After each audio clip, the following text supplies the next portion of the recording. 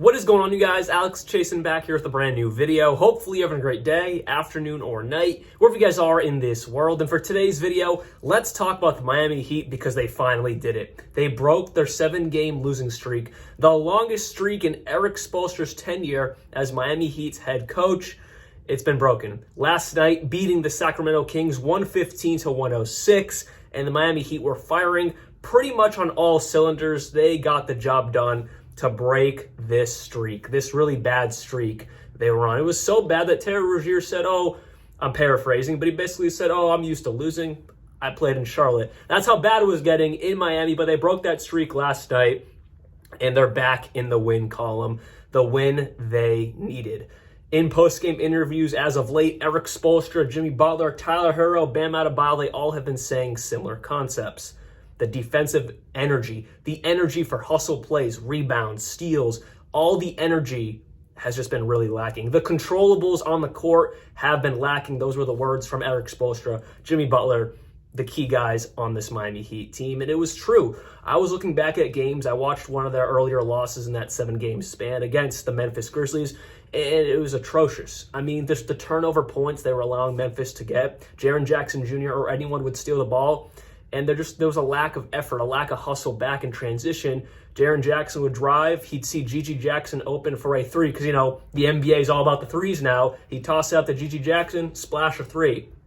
That just shows a lack of effort, lack of hustle. And that was a trend for those 7 games, a really, really bad trend. Their most recent loss, their last loss in this streak was against the Phoenix Suns. And that one, you're playing good guys like Booker, Beal, and Durant. I'm not going to hold too much stake on that. But the same problems were the problems for the Miami Heat in the turnover department, not hustling on defense, not closing out shots. Rozier is getting slammed by screens by Jusuf Nurkic, allowing Booker, Durant, or Beal for pull-up threes, pull-up twos, just not going around the screen the right way. Just a lack of attention to detail was throughout that entire span of those 7 games. And could it still be there? Absolutely. They won 1 game. They could lose the next 3, and they'd still have a really bad going right now. But they broke the streak, which hopefully with this Heat culture can turn things around for the better. And I do believe that with Erik Spoelstra and Pat Riley. I'm a firm believer in Heat culture. But for today, I really just want to dive into what went wrong and what needs to be fixed, or what can we look forward to that might be fixed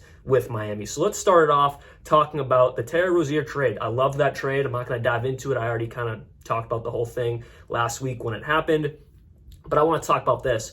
I don't know if we're positive because I'm not in that locker room, of course, but I think Rozier is going to be that guy who runs the offense. Of course, Jimmy Butler is the guy who's going to be scoring most of their points, same with Bam Adebayo, Tyler Herro, and Rozier will play their roles. But I think they're waiting on Rozier to get up to speed with this offense, up to speed with the new playbook, up to speed with just a whole new situation. He was in Charlotte for 5 years. Now you're coming to a winning culture, should be a winning culture, and they're struggling. He was struggling. He had a really good game in their loss against the Suns. But last night, Rozier only had 3 points on 1 for 8 from the field. That's a terrible night from him. And he wasn't there for that entire losing streak. He was there for probably like 4 or 5 games of it because I was looking back at their first losses in that 7-game span, and Kyle Lowry was still on the team. So, of course, they lost a couple games before Rozier came on the scene, but now they're adding a new body, a new guy. This is not Kyle Lowry. This is someone who could give you 20 points a night, who needs the ball in his hands. Not a lot because, of course, that's going to be Jimmy's job, but he's going to need the ball in his hands to give you the value that he can bring to this team and run that offense if that's what Miami wants him to do, which I think that's probably, what they might do. He's a true point guard. That's what they traded for. That's what they were lacking. Tyler Herro was running the offense, or Kyle Lowry, but it's just not his time anymore. So I think Rozier is going to be that guy. He played point guard last night in the win. Like I said, a terrible offensive game for Rozier last night. But you know what he did do really well? The role that I think is going to be his job in Miami, that facilitator. He had 10 assists. 10 assists along with 5 rebounds and 2 steals. That's the role Rozier needs.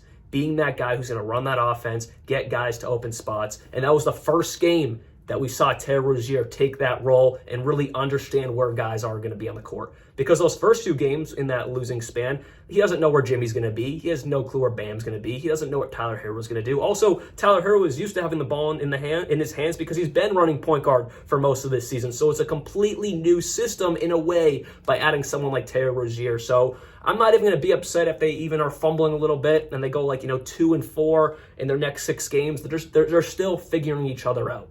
It's not just Terry Rozier who's being added to the equation. Those 4 other guys who are on the court, who obviously have been on the team for years now, they are still figuring out what's Terry Rozier's tendencies. And then for Terry Rozier, he's figuring out his teammates' tendencies as well, and where to put the ball on the court, where the guys want the ball, what pocket do they want it, when to make the right pass. But last night was the first game we saw Terry Rozier figure that out, but the offense wasn't there, but they still won because Jimmy Butler had a fantastic game. Josh Richardson, a surprising, fantastic 24 points off the bench. He'll give you buckets sometimes. Point being, this is more of what I think the Miami Heat are expected to see, and Terry Rozier didn't even have a great offensive game. So when he figures out his role in this system offensively and not just facilitating the ball, they're going to be back to being scary. Because right now, they're the 7th seed in the Eastern Conference. From that 7-game losing streak, they're 3-7 in their last 10 games. They have fallen all the way from the 4th seed, looking like a really, really good playoff team, versus last year sucking all regular season, and then, of course, getting out of the play-in and getting to the NBA Finals. We don't need to rehash that story, but they're the 7th seed right now in that play-in tournament, and they're fighting to get back to that 6th seed, that 5th seed. I don't know. I think they might be a little bit far back from the 76ers to scratch that, but hey, we're mid-season. Anything can happen. The Sixers, with Joel Embiid's health and his question marks every single night, they could fall back and Miami could steal Pacers or the 76ers spot. Who knows? But as of right now, they're really keeping their eye on the Pacers because they're only 2 games out of that 6th seed. But I'm glad Miami seemed to figure out something last night. It wasn't the full story because, like I said, Terry Rozier had a really, really bad shooting night. But as a team, they shot 50% from the field and 46% from the 3, and that has been a rarity. On that entire losing streak, they were shooting sub 30% from 3, sub 40% some nights from the field. It was really, really bad. And they were doing that with Kyle Lowry as well. So that's where I point to it was a systematic problem. It wasn't just that they added Terry Rozier and they were figuring that out. That is a huge key to it. But I think there was some systematic problems going on as well, just not having a point guard. But like I just said, when they had someone play that true point guard role last night, they shot 50% from field and almost 50% from 3. That's exactly what Miami was looking for, and that's exactly what happened last night. Those systematic problems of not having a true point guard, or when they did get Terry Rozier, he just didn't really know the system. He's still learning the system as I speak. As we talk about it right now, he's still figuring it out. It's going to take him some time. But that glimpse of him figuring out where Jimmy's going to be, where Bam's going to be, where Tyler's going to be, where Josh Richardson and his 24 points are going to be, the more he figures that out, the more we're going to see what happened last night and a less systematic suckage from this team. Because of the recent Heat culture with Jimmy Butler, Bam, defense is their identity. Of course, they have guys like Tyler Hero, now the new addition in Terry Rozier, who are in no way, shape, or form all-NBA defenders, but they're competent on defense. We saw Terry last night with 2 steals. Tyler Hero is a bit of a revolving door, but he's competent enough with that Heat culture and that grit and grind mentality that Eric Spoelstra and Pat Riley instill into the players. They can get the job done. But defense is where this bread and butter is for the Miami Heat because they don't average the most points offensively. They average the 27th most points in the league, which doesn't help when you're shooting terribly like they were for 7 games straight. You're obviously going to lose a lot of games in a row. And what happened? They lost 7 games in a row because they were just shooting even more atrocious and putting up less PPG than they already were to begin with. But with that said, on the other side of the ball, the defensive end, that's where they make their money. They give up the 7th least points in the league, and that's where they get the job done. So once Terry Rozier figures out his role, we see more games like that, but with the offense coming along with him, they're going to be a really, really, really, really good team. I full-heartedly believe that. I full-heartedly believe that the trade for Terry Rozier is a lot more in-depth than people are giving it credit for. Of course, on paper, Terry Rozier upgrading it for Kyle Lowry, huge W. But the fact that it's now someone who can run the offense, we just saw 10 assists last night, but can also score, they didn't have that before because Tyler Hero can score, but he can't really run an offense. He didn't really know what he was doing on that standpoint. But now he doesn't have to. He can just focus on scoring.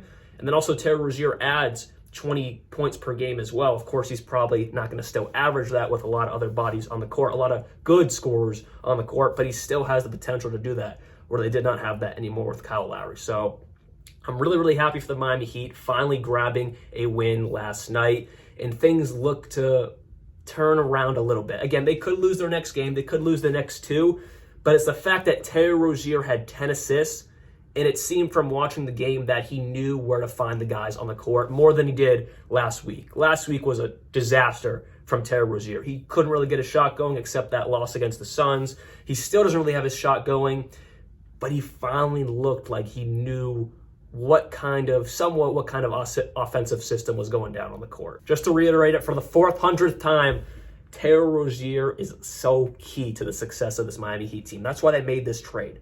Because nights like that, where he wasn't shooting well, but he gave a glimpse of understanding his new offense, and look what happened.